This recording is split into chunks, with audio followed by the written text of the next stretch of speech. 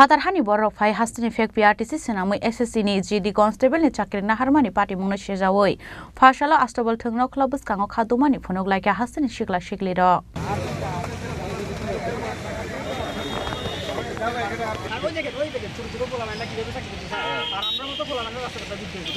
Khadumani phunungmani kokta mankena party mungthaya thangai shokya sodar SDPO deba Prashant Datta no khoboi East Agartala thanani police party mungno tei chaite go naikal jangai hinai kogrumani bai paithao khadumani rosina harka borok আমরা আজকে এখানে জড়ো হইছি এটার একটাই কারণ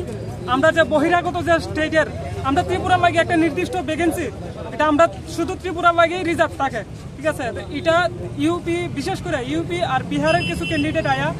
আমরা ত্রিপুরার মধ্যে ফেক পিআরটিসি যেটা এটা বানায় সেটা আমরা ভ্যাকেন্সিটিকে নষ্ট করতেছে তারা আমরা চাকরিটিকে নিয়ে নিতেছে আর কি 2021-22 আমরা পুরো ইন্ডিয়া থেকে 5600 মতো ভ্যাকেন্সি তারা নষ্ট করছে এরকম প্রত্যেক বছর নষ্ট করতেছে আমরা ত্রিপুরার যে 500 এবারও 500-600 মতো ভ্যাকেন্সি আছে এই ভ্যাকেন্সির অর্ধেক ভ্যাকেন্সি তারা নিয়ে নেয় আর আমরা স্যার এত করে আমরা কিছু করতে পারি না তারা কিভাবে নেয় তারা স্যার ফেক পিআরটিসি বানায় ফেক পিআরটিসি কিছু টাকার বিনিময়ে ফেক পিআরটিসি বানায় এই তারা আমরা ভ্যাকেন্সিটি নষ্ট করে তার পিআরটিসি আছে মানে তারা ত্রিপুরা ক্যান্ডিডেট পিআরটিসি আছে মানে তারা ত্রিপুরা ক্যান্ডিডেট